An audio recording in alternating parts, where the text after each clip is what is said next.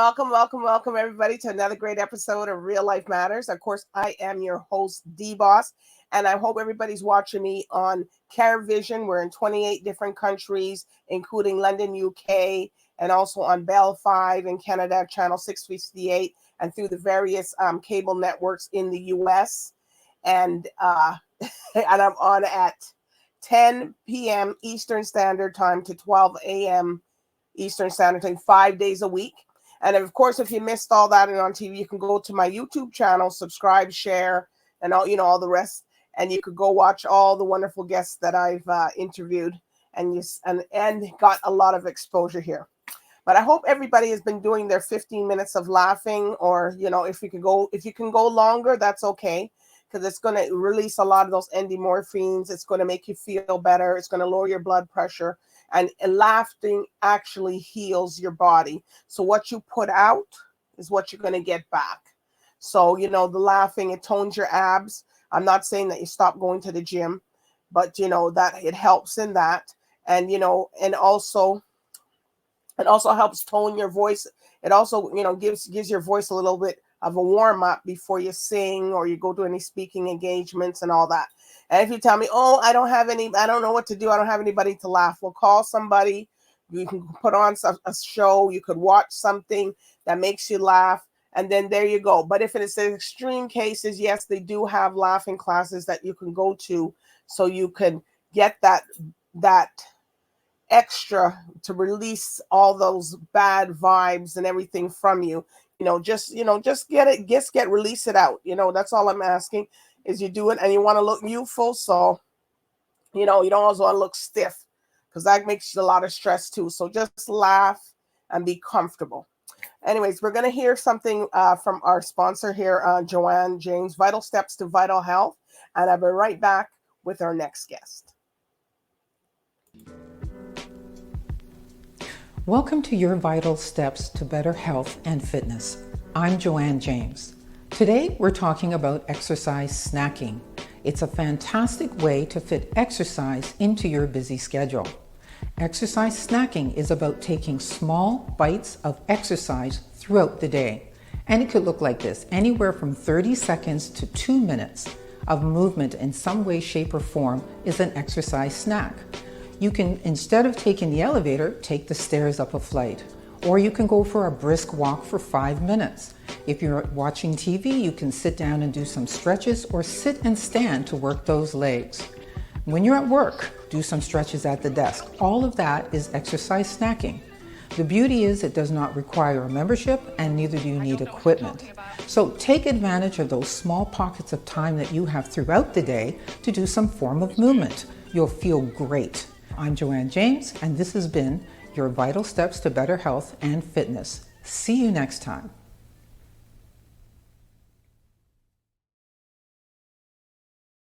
Thank you, Joanne James, from that. And people, it's not healthy snacking, meaning go get some food and all that together. No. It's meaning that you get up if you're watching TV for a long time, you're sitting on the computer, get up and walk around. Get up and do some kind of movement. It's not go put some food on and have a pot of food. But, you can eat healthy, yes, but that's not what she's saying, because some people thought that maybe, I'm going to eat some healthy snacks at my desk. No, it's to get up and do some exercise. Okay. All right. So I got a nice spicy guest, versatile Canadian, all Canadian like me, Canadian flair. And we're going to find out her journey, all the stuff and all the wonderful people she's worked with. And we're going to find out and get up close and personal with her. So with no further ado, I introduce to you the singer-songwriter, LayDee Vee. Hey, DBoss. Wow, there you are. There's LayDee Vee. So, hey, girl. So do you do some of the laughing?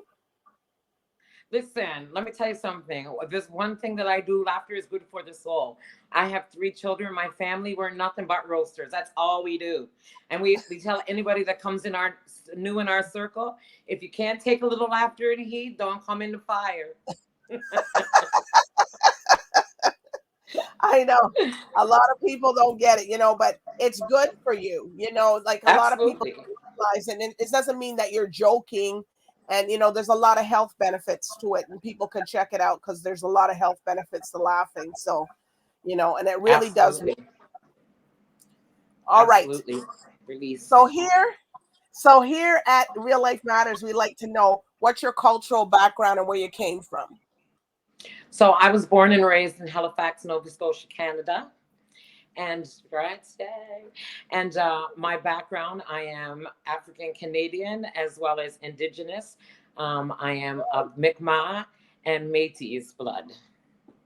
Wow. You see, it's so funny because, a lot of us, coming from, West Indies or Caribbean or wherever now, like our parents and stuff are telling us, oh yeah, you guys are not just only Black.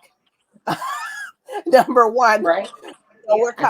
We have other things, like I have Arawak Indian in me and stuff. And I said, well, why didn't you tell us that before? Because people used to always ask questions, like, how come you're different? How come your hair looks still different? How come but they don't Absolutely. tell.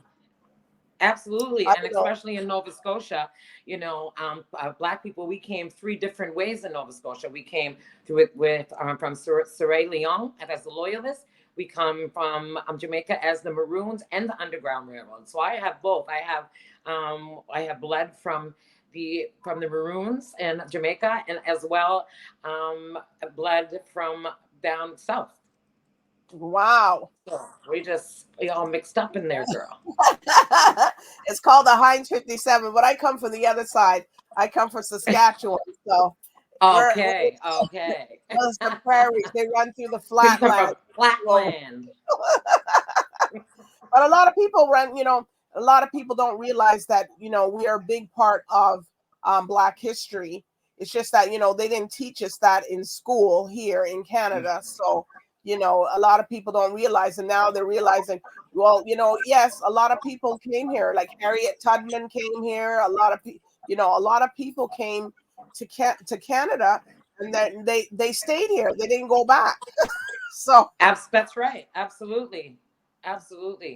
When I was in Jamaica, and over there, they like to say when you're light, it's just their culture, and they say white. Well, I would get like totally offended. So I had to start educating them on who I am and where I come from, which was amazing, because as I'm thinking I'm defending myself and my culture and my identity, I was also teaching them. Wow. I know, because, they see us as a little bit different, and then they don't understand, what's going on. But, Canada is so diversified. Yes, and so many different, backgrounds and people, and, and especially, it's just not just Canada, but especially here in Toronto, it's like multicultural. Who isn't here? Multicultural city. Yeah. I had some family that came from England. They said, "When are we at immigration?" I said, no. But we do sit aside. Our city big time sits aside from across Canada, because we are multicultural here, right? Yes, we are. But it's funny when people come from other countries, like, when are we at immigration? No, we're not. Right, immigration. We're not immigration. This is right? every day. This is every day, because they're walking up and down the street. They're like, so I'm like, well, they got people from all over here. Gee, all over, all mixed in a bowl. All in the bowl, all in the mix. All in the bowl, girl. So tell us, as a singer-songwriter, who have you worked with? Oh, well, I first started professionally singing, meaning, getting money for it. when I was about 19 years old, right? You know what I mean? When I was 19 years old, and I did gospel first. Oh, okay. Yes, I did, and I was so blessed to be able to work with the gentleman named Walter Borden, who is one of the most amazing actors and writers here in Canada. And he created a play called God's Trombone. So he brought this play to Halifax, Nova Scotia, the idea to do it in one of the oldest churches in Halifax. So he picked 7 girls and 7 guys. We auditioned. And what God's Trombone was about was he was the preacher telling the book of Revelations. And through music, like a musical, then we would come out as soloists or duet or quartet, you know, and sing while he was the preacher, preaching the story. And when we did it in that church, CBC loved it so much, CBC bought the rights to do it. So we did it live on television. Wow. That's when we were introduced to Act Trial, right? And I can just go on from there. From there, that 14 of us, when we did God's Trombone, that gave Walter Borden the idea to say, let's do a gospel festival in Halifax, Nova Scotia. That was never done before. Wow. So that's what he created. He created a 2 to 3 day gospel festival. He invited Etta James. We had Odetta. We had the Barrett sisters. We had Sissy Houston. So they created that God's Trombone again in the church as one of the events being performed at the gospel weekend in the church in Halifax, downtown Halifax, where we had the Barrett sisters and Sissy Houston. I was like in awe to meet Whitney Houston's mom. Like they're all coming to Halifax in itself, in Halifax, right? So but most of the people come to Montreal or somewhere to, you know. Exactly. So we were just so blessed to have Walter Borden bring that not only to us as performers and young singers and showing us that there actually is a way to make a living doing the talent that God gave us. And from that created that choir. We created a choir. So right now, the Nova Scotia Mass Choir is pretty infamous, right? They've done a lot of things, a lot of televised stuff with CBC. So I was a soloist, one of the soloists as that choir. Now that choir, with the recognition of the Gospel Festival, we were invited to Washington, D.C. for the Martin Luther King memorial of the memorial of Martin Luther King, the Walk on Washington. Now, we were a choir. There was 30 of us that went to be a part of a 300 voice choir. Okay. So our choir got the chance to, when we got there, to audition also for big parts in the show. So that alone in my life at 21 years old was amazing. The stages, the people that I got to share stage with and perform with, Shirley Caesar, Patty Austin, like I said, Sissy Houston, Billy Preston. I got goosebumps right now telling you. So like just that alone. So what song did you guys sing? What did you sing? What did you guys sing over when you guys performed at the gospel? When we were there, a lot of it was spiritual stuff. A lot of like lift every voice. A lot of Negro spirituals, because that's what, remember, we were practicing a show at the Kennedy Center in Washington for celebrating Martin Luther King and the civil rights movement, right? All right. So just to be a part of that alone. So you keep in contact still with some of the people that were there, or? Of course, absolutely. I mean, like I made friends there for a lifetime that I still talk to, that I met in Maryland. Wow. Absolutely. Yes. All right. So that's when your career started. So that's when when did you know that you say you had it in you? It was from then when you started? Well, I knew that when we first did God's Trombone. When we first did God's Trombone, the very first time in the church before CBC, I knew then, like, I'm like, I can do this. Like, I think I can actually, make a career of this. When I went to DC in front of all those people, and we're talking about some fantastic vocalists, some seasoned, fantastic vocalists. And of course, you're going to be nervous, but I had the confidence. I'm like, I can do this. I mean, I've been singing since I was 9. my father, I come from a family of musicians. My father's siblings all play or sing something, right? So I've been, you know, on the front scene saying, you know, Veronica, okay, you're allowed, you know, we come from those children be seen and not heard till you called upon, right? And so you have your little 15 minutes of fame, like, yeah, come on down here and sing. So singing in front of people is not really something that I was shy on. I was more shy on how good I was, and which I still kind of, you know, struggle with. But after the festival, when we traveled like that, and I came back, and I was bartending in my home city in Halifax, and I met a few of my dad's friends were coming back. They were coming back home. One of them, Ross Anderson, guitarist, fanatic. He is like one of my mentors. He actually taught me how to harmonize. I was taught how to harmonize on a guitar. Most were taught on keyboard. I was taught on a guitar by Ross Anderson.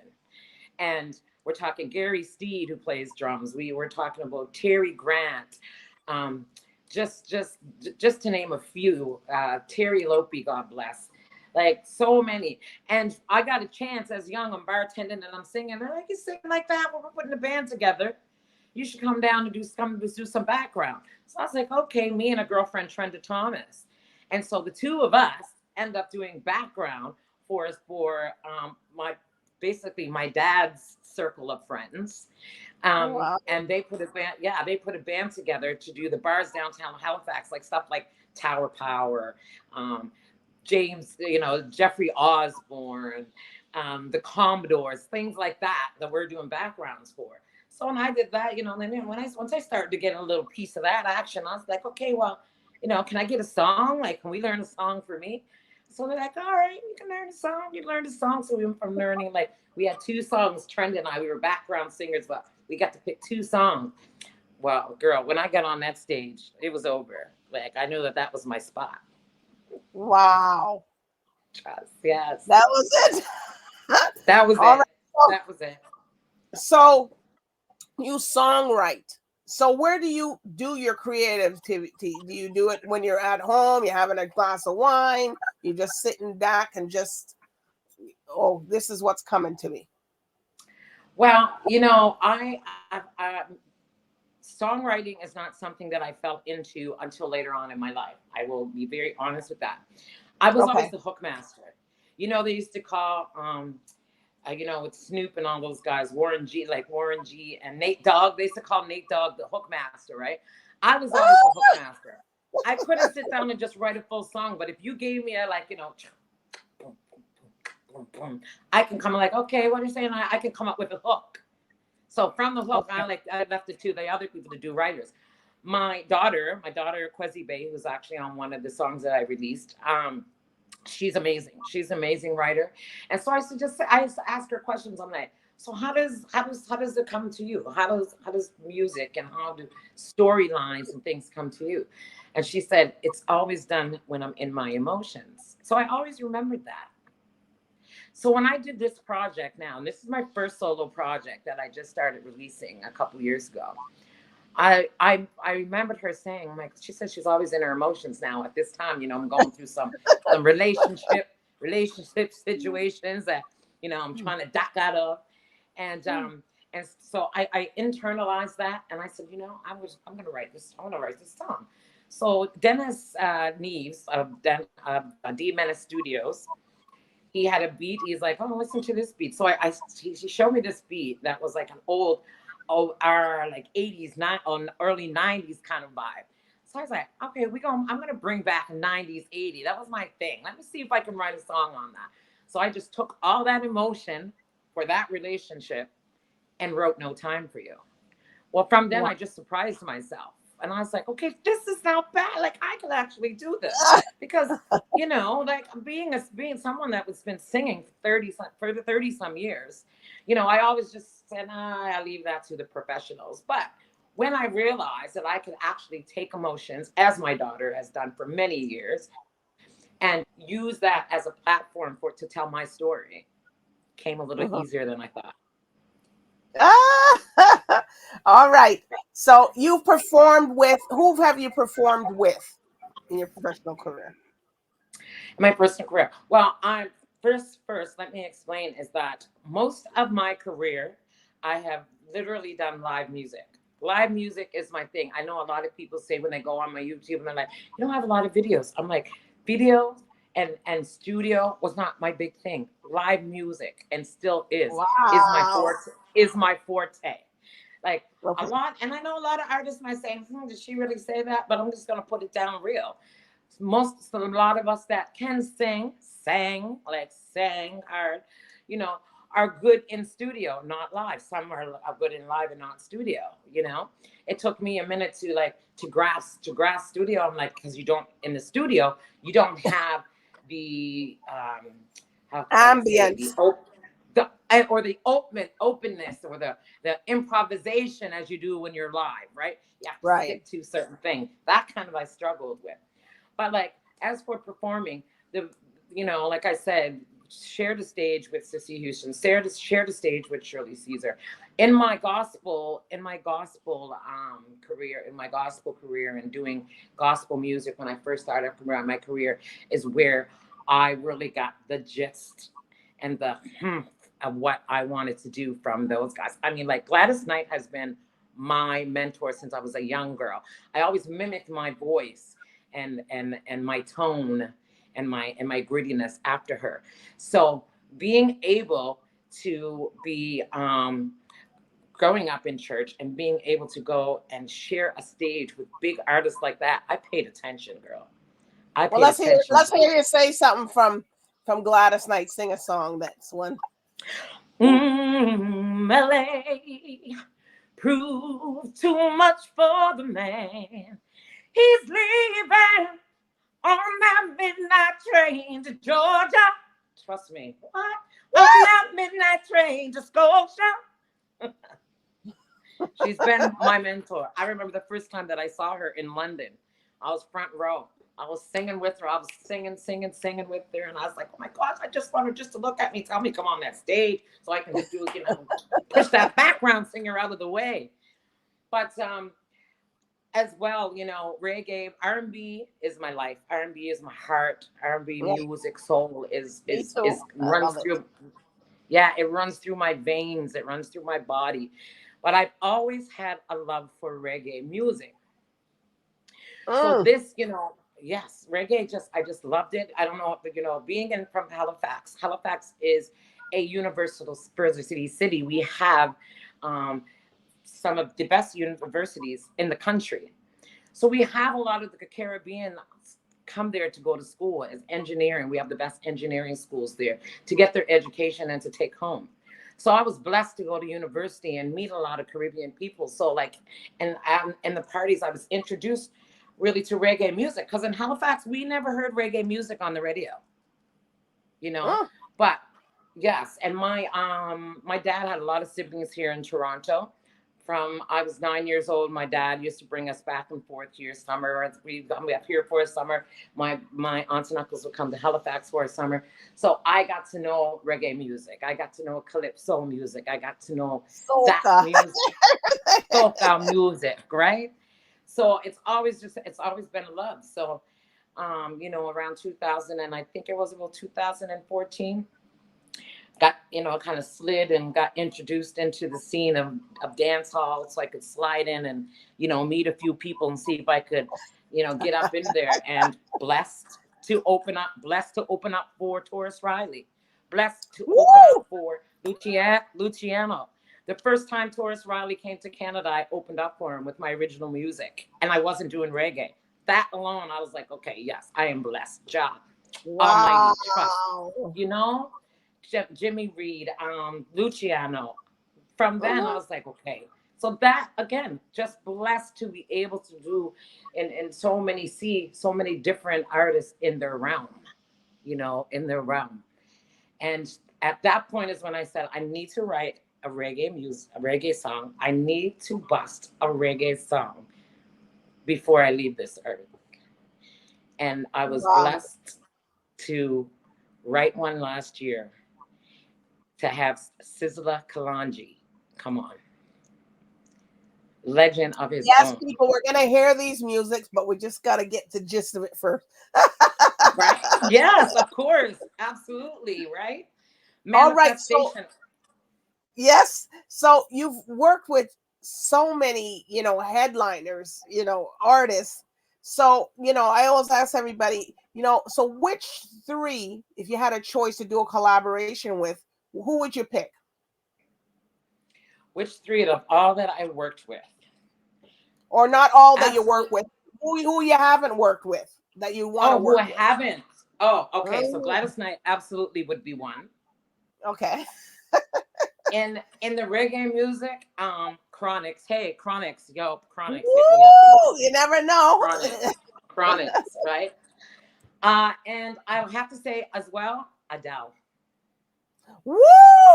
I love I Adele. got two people came on as artists, and you and someone else picked Adele. Wow. Yes, absolutely would strong. love to collaborate with Adele. Adele, Okay. girl. So are you into any Afro beats and stuff, or? Love Afrobeats. Love Afrobeats. It's funny, and I like when we ask that, right? In our culture, we ask, are you into Afrobeats? We've been listening to Afrobeats our whole life. The drums is what is our culture. You understand? So now all of a sudden, yes, okay, there's a title for it, but that has been our music for a long time. Sorry, just had to throw that in there, D. But Yes, I love okay. Burner Boy, right? But I'm Woo!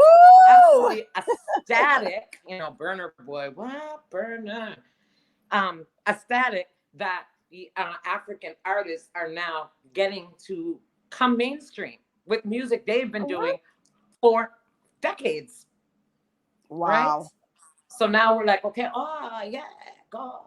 And they got the dance, and we're doing all that, and what? No, we've been doing that, girl. You start Yay, you guys. Yay. And what about the soca? Have you done What anybody? I mean? Soca's all good. So we can get the soca down. I am really want to be moving the mid frame too much, Never been my forte, but I give it up for soca all day. Listen, those guys can go during Caravana time. I remember going to parties and they would dance for hours and hours into the daylight. And they got to keep creating. They always got to keep creating every year new stuff for the following year. So I always tell people if they should do it, maybe get one collab or one song in, because it's good, because then you see how that process for them. They got to have that ready before they came out. They already got their songs ready for 2024. It's already ready. Absolutely. And they're starting them. They released some of them now. Right. So, exactly. And they do, and like you said, they pre-start this within the year, kind of like how Jamaica works, right? Because around Christmas, the holidays, Christmas time and New Year's is a big time for music in Jamaica. So reggae artists always have their music or their song ready for before summer and Christmas time. Well, they got a lot. They got some time, but we're gonna hear. So you told us a little bit about this song, "No Time for You." No Time for You. So tell us a bit about that. What came up behind that? What made you write that song? And what's behind it? That's the juice. This was a woman's empowerment song. This is a song about a relationship. Most of us have been tied into that triangle of relationship situation. I was going through a personal thing at the time. I needed to release. I released in this song. Told them all about himself in this song. Told the ladies to pay attention. That's what the song is about. Pay attention about in the relationships and okay. And thinking about relationships, and thinking that your story is a little different than others when it comes to being caught up in a triangle relationship. Wow. That's deep. Yeah. All right. Yes. So here we go. You could sing with it or whatever. Here we go. Here we're going to play it now. No Time, LayDee Vee. Ladies, pay attention. As women, at times we tend to lie to ourselves, thinking our situation is just a little different than others. Ladies, this one's for us. No time for you now. Your love's refused now. no longer with me. I got you. You brought it on yourself. This time I choose how to live my life now. No more broken promises. I'm finding someone else, boy. Your love, smile like no other, bill like bricks. Hold me, wife, we always came first. Reckless to me, and number one. Still loving her, but wanting me.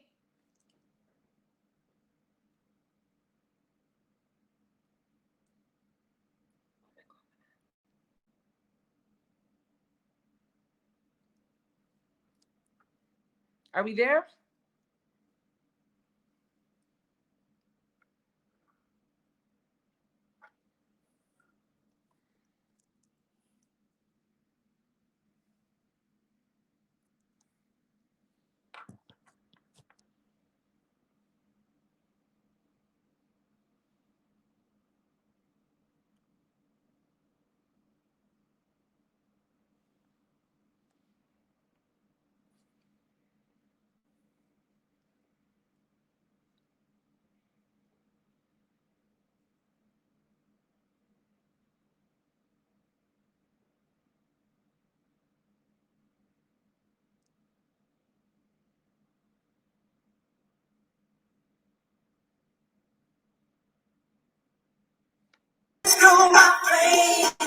Still craving, seeing years passing my life. No stranger to you.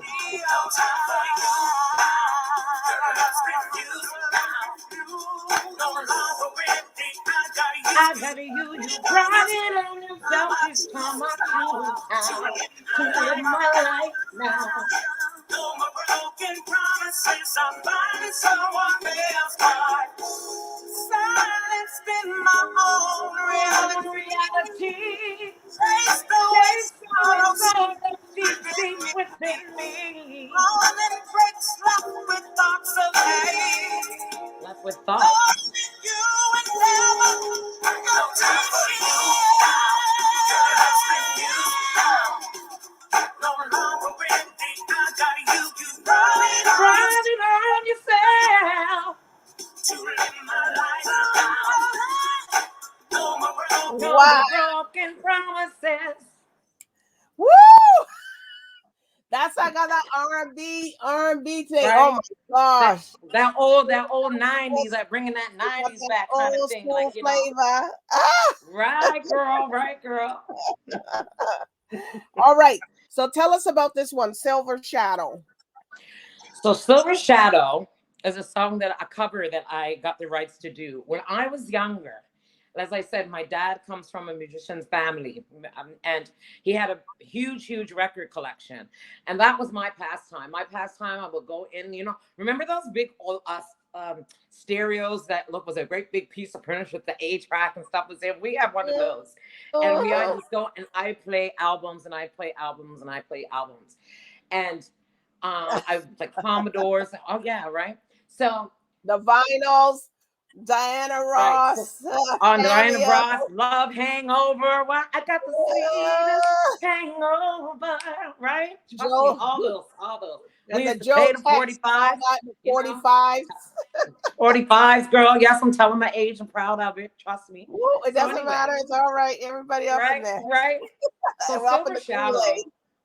Right. Silver Shadow was a song that I used to play in my teens over and over. And I was, you know, by this time I knew that I wanted to sing.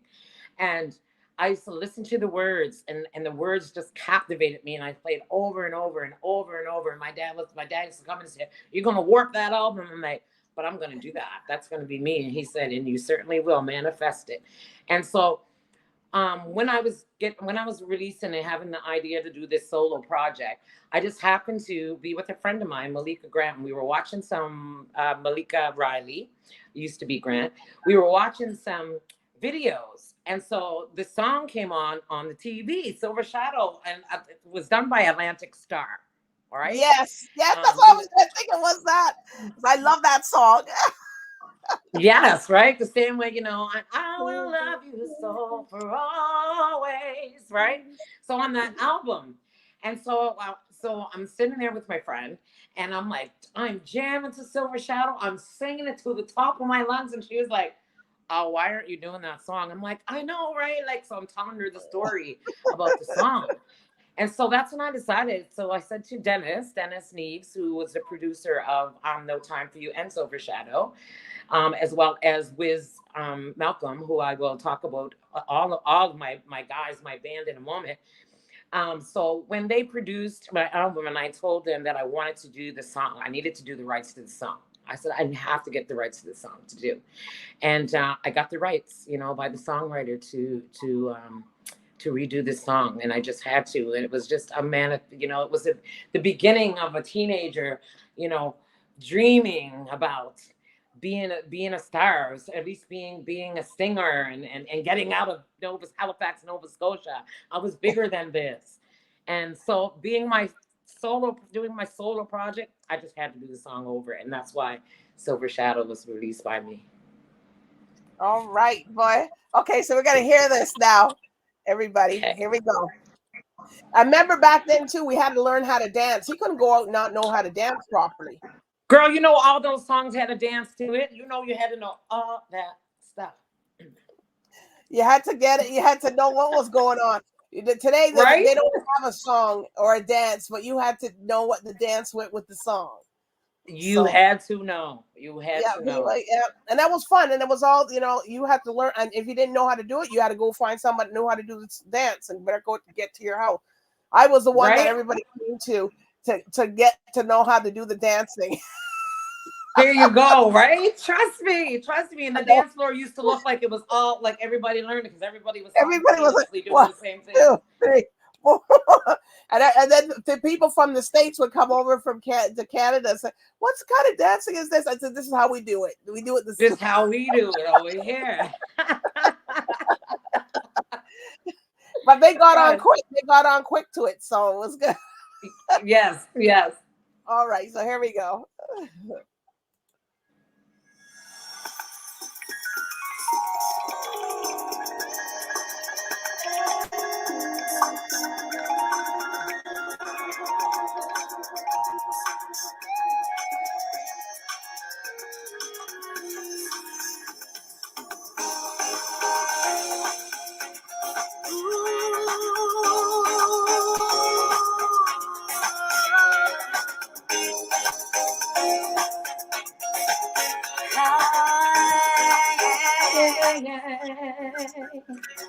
Silver shadow,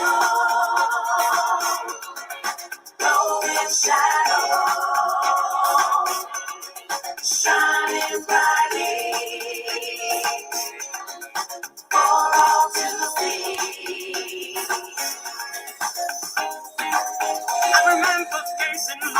I remember gazing on those flying down.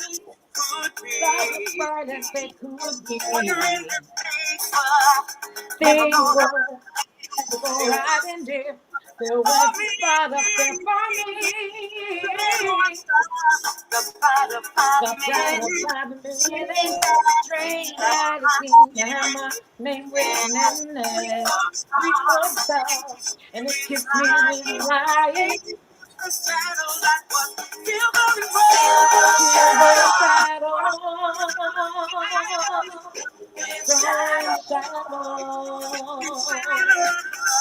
shining brightly for all to see.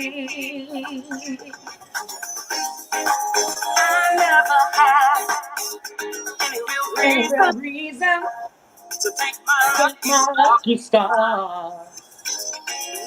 Now I've got a pretty good reason, cause I know I'm gonna go far. I believe in magic, I really do. With all that's happened, it's got to be true. Feel the shadow from the kiss of the light. Look, girl, look, I want to stop partying with this song right now.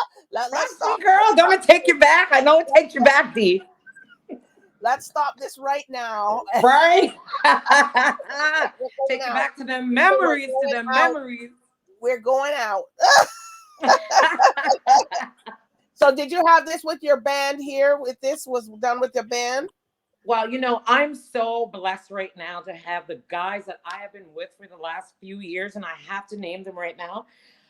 First of all, my musical director and producer of No Time for You, and co-producer of No Time for You, and as well helped play on and produce Silver Shadows, Wiz Malcolm. Amazing. Used to be with the band, the Canadian reggae band Messenger. Ooh. I have Charles, aka Tower St. Clair, who right now is helping me write a new track, and he plays bass. He plays bass for me. He also was in Messenger. I have the amazing O'Neill Fuller, aka Drummy, on drums. I have the great Gary Gilks on lead guitar. I am so blessed. And like, these guys ain't no joke. These guys, you know, for instance, Wiz just toured this summer with Luciano. So for them to give me their time and just support me through my music and support me for what I do, like, I'm just so blessed. And I had an amazing manager. Like, you know, I lost him. We lost him last Christmas. He was very well-known DJ here in Toronto. So many artists and so many DJs that he helped create the All Stars video that they do now. DJ Marlon McKenzie, blessing in the spirit world, who is still guiding me.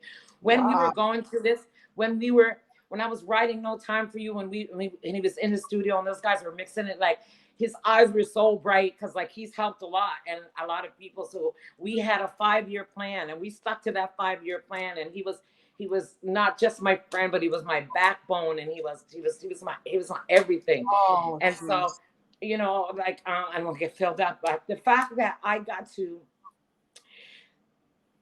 do something with him and him be a big part of a project before he left and went to the spirit world was major. And to this is why me finishing this album and jumping into the genres that I want to, because I know I can do it, is not just for me, but it's also for him as he's guiding me right now. So I am just blessed in so many ways when it comes to that, D. When it comes to the producers that I have, Dennis, like I said, Dennis Neves of D Menace Studios. Amazing. I had on the album, the Silver Shadow, as well as No Time for You. I had Vance McKenzie on lead guitar, jamming it out. Like, Vance is iconic, known. His band is known, brand band, something extra out of Montreal for years, right? Okay. So I got some great people behind me right now, and I'm just really blessed. All right. Well, we want to hear this last one, this reggae one you got here.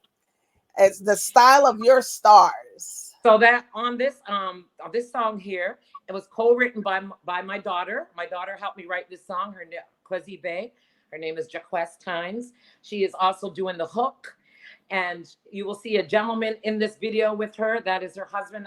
That is Calvin Miners. Calvin did some of the shots. And Calvin is not even a director. Calvin did some of the shots in this video while he was in Florida. So he has a part of this. Jaquez and Calvin, blessings to you guys for helping with this video. They were just iconic in making this happen, as well as Wayne Self. He was the director. The rhythm was Anthony Sr. of Altafan Records. The video could not have been done if it wasn't for these 4 people, besides, of course, the legendary Sizzla Kalonji. Woo! So here we go. We're going to hear some of this.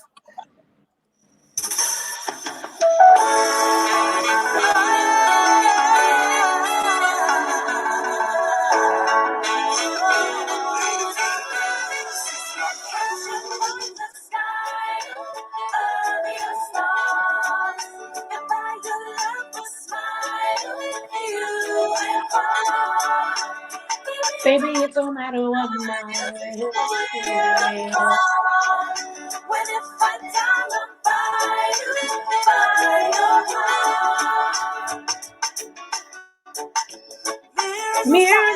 let me reflect your divine. Pain and desire, My body can't hide.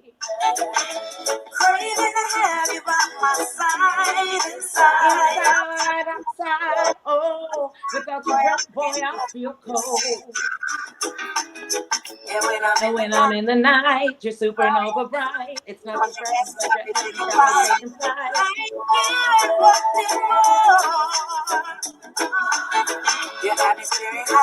flight. Man, I forget the right. You touch my body, got me soaring. I'm in overdrive. Captured by the sky of your stars, and by your love a smile, you and I. Baby, it don't matter what miles there are. When it's 5 dial by you, by your heart. There's no escape from my love it all. It keeps pulling you, appealing to your desire, and I'm loving you. Won't be letting go, won't be losing you. Don't be that touching you, I'm moving on. Feeling my heart now follows. Can't worry about tomorrow. Feeling only by your touch. I'm living into your strength. Oh, you got me so insane. Something real about this place. And when I'm in the night, you're supernova bright. It's not your breath, but your presence that's taking flight.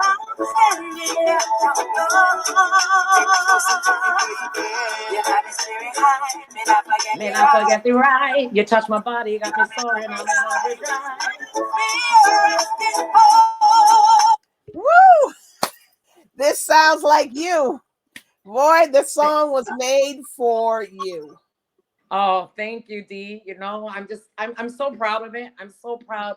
This is something that, you know, my daughter and I did that will just be on forever, right? And that's just, and 50% of the reason that I wanted to start this project, not only me and Mar, God bless you, but as well, you know, for my grandkids and my great grandkids, because we're in an era of visual. You know, we grew up with albums, right? Going and buying albums and CDs and stuff. But we are at a time of visual. And when, you know, the Almighty decides to put me in the spirit world, like, I'm leaving something behind for my legacy. Yes, you will. And I want you to come back when you finish your album again. You know, oh my gosh. You're Absolutely. so talented, you know, and, you know, you and look, people, and just come out of Canada. Hello, you know. Hello.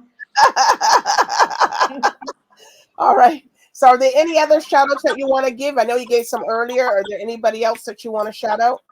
Yeah, just want to, you know, big shout outs to Jamaica, to Wayne South of Catalyst Studios. Big shout out to Anthony Sr. of Altafan Records.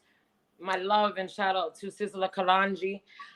Big ups again to my director and producer, Wiz Malcolm, Dennis Neves of D Menace Studios, Charles St. Clair, O'Neill Fuller, Gary Gilf. I don't know what I would do without my team, without you guys, but I don't know what I do. Vance McKenzie also for playing on this. Big shout out to Paula Latang, who we just did Funk Festival for.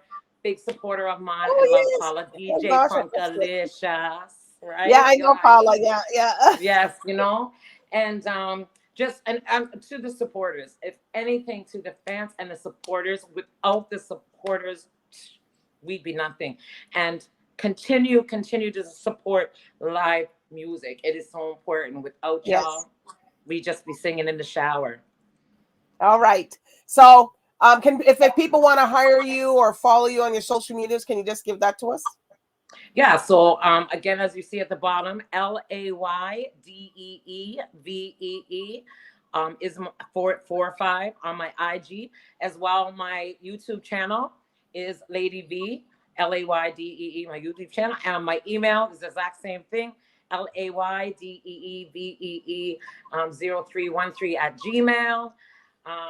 Just hit me up on Facebook as well, LayDee Vee Entertainment, any one of those platforms. Just like give me a shout, give me a DM, y'all. Just give me a DM, y'all. All right. Well, it's been a pleasure, LayDee Vee. You know, talking, Thank you, Don. telling us your journey and your ups, your downs, and how you composed and came about all your music. And I'm just so, you know, and continue. And you know, as I said before, you got to come back when you write the other album. You know, I'm entertained to see it. So just reach out and let me know. But Absolutely.